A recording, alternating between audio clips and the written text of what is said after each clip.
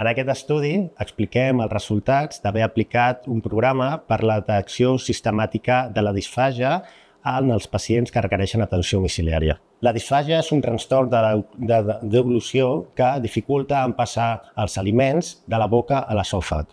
La conseqüència és que molts d'aquests pacients pateixen pneumònies o fins i tot desnutrició, que són complicacions greus.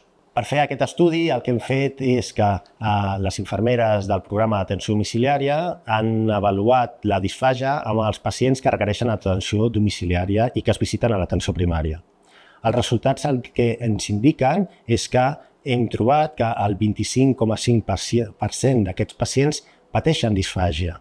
I el que és més greu és que el 74% d'aquests abans no la tenien diagnosticada. Amb aquests resultats el que creiem és que la disfàgia és un trastorn molt infradiagnosticat i que requeriria més de l'atenció. La majoria de les persones afectades per disfàgia són persones d'edat avançada, amb pluripatologies mèdiques i amb molts síndromes geriàtriques associades. El problema d'aquesta patologia és que es realitza una detecció tardana, moltes vegades perquè el pacient ho té integrat a la seva vida quotidiana. Molts pacients ens diuen que el que tenen és que no tenen problemes per empassar, sinó que de tant en tant el menjar o el líquid se li va cap a l'altre forat.